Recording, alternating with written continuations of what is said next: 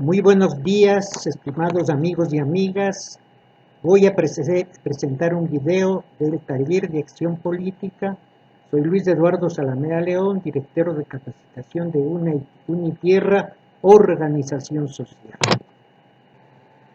Este video se ha hecho para que los miembros de Unitierra utilicen en su trabajo en territorio. La idea es aumentar el número de votos para que la Revolución Ciudadana y la izquierda puedan lograr en segunda vuelta lo que no pudieron hacer en la primera vuelta. Para ello se revisarán los principios y los conceptos y los procesos, las bases y la información relevante y también las herramientas necesarias para hacerlo. Se presenta acá una metodología para analizar a los que no votaron por la Revolución Ciudadana en forma ordenada con el propósito de transformar a los opositores en simpatizantes y, finalmente, en votos en la segunda vuelta.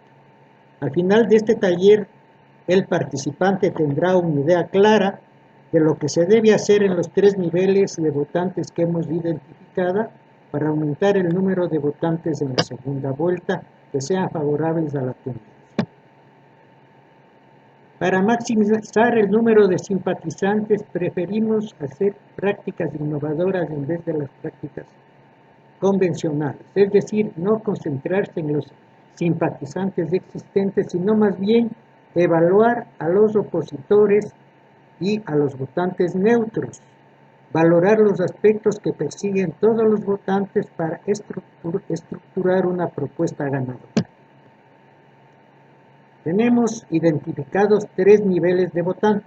En el primer nivel, aquellas personas que siendo simpatizantes no tardarán en convertirse en opositores, sobre todo de la Revolución Ciudadana. También podemos mirar aquí aquellas personas que siendo de la tendencia no están en la Revolución Ciudadana y no participan de sus procesos. Un segundo nivel, los opositores que rehúsan conscientemente votar por la Revolución Ciudadana, es decir, no votan por la Revolución Ciudadana, prefieren elegir otras alternativas. Y un tercer nivel, que consideramos a veces opositores sin explorar su conocimiento, que están ubicados en otras opciones alejadas y a veces que expresan no tener ningún interés por la política. El primer nivel, personas próximas a convertirse en opositoras, vamos a trabajar de la siguiente manera en el taller. Tener hojas en blanco para distribuir por lo menos 3 hojas a cada uno de los participantes.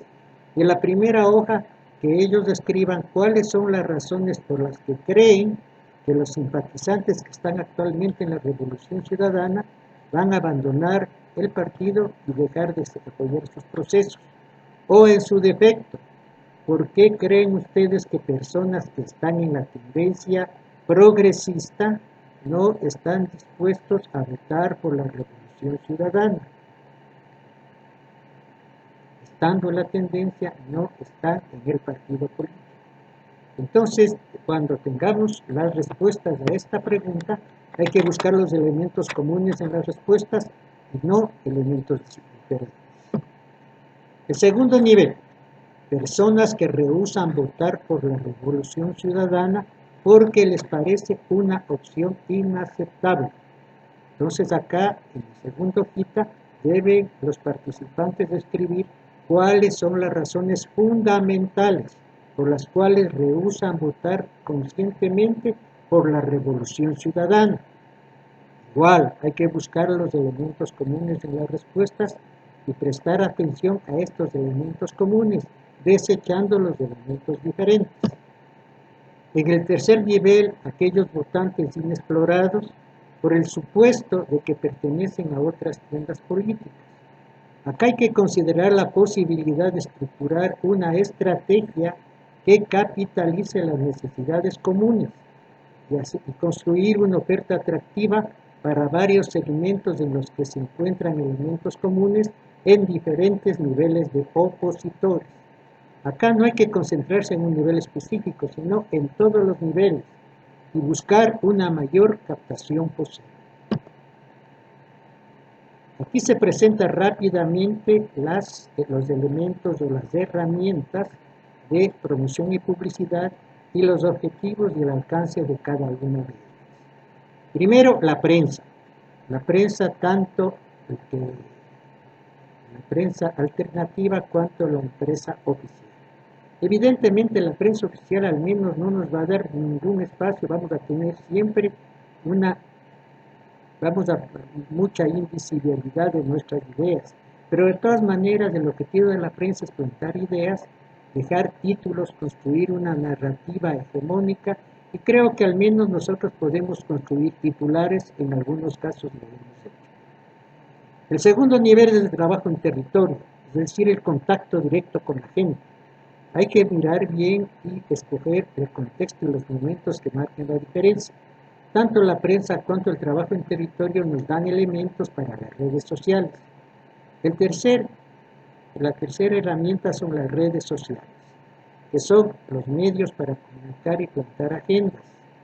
Es la mejor para comunicar contenidos sin el candidato. Lo fundamental en las redes sociales es una segmentación que permita llegar a cada participante con las cosas que le interesan. Con estos elementos se ha construido una matriz de trabajo. En la primera columna tenemos los votantes, los niveles de votantes que ya hemos explorado. Y en la segunda, tercera y cuarta columna tenemos los elementos que nos sirven para la publicidad y la promoción. La primera fila, es decir, mantener los actuales votantes, en prensa, en trabajo en territorio y redes sociales, debe ser atendida por elementos de la revolución ciudadana porque es su trabajo.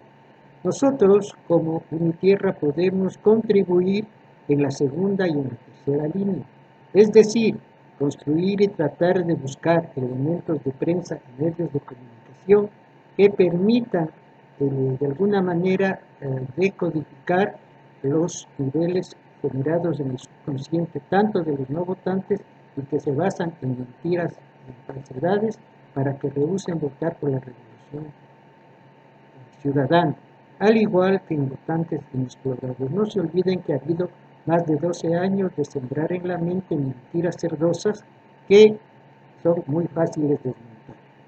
Pero el trabajo en territorio es el mejor elemento para hacer esto, porque hay una conversación vis a vis, ¿no? O en las redes sociales se puede llegar hacia la forma de pensar de los votantes que rehusan votar por la revolución ciudadana, fundamentalmente por desinformación por noticias falsas, demostrando que esto no es así, tanto en el trabajo en territorio como en las redes sociales. El calendario electoral. Esta vez el calendario electoral se abre con el debate presidencial, que será el 23 de marzo. Y a partir del 23 de marzo empieza la campaña electoral el 24 de marzo. Pero para esta época tenemos que tener ya bastantes herramientas para que la promoción electoral se realice solventemente hasta el 10 de abril, que será el último día, puesto que el lapso del silencio electoral empieza el 21 de abril y hasta el 13 de, perdón, el 11 de abril hasta el 13 de abril hay el silencio electoral, que es el lapso de prohibición de propaganda política. Con estos elementos se ha hecho una hoja de ruta en donde el debate presidencial arranca el 23 de marzo, la campaña electoral empieza el 24 de marzo y será una campaña muy movida hasta el 10 de abril, puesto que el 11 de abril empieza el silencio electoral hasta el 13, que son las votaciones, en las cuales esperamos que realmente haya una muy buena aceptación a los candidatos que nosotros estamos promocionando. Muchas gracias.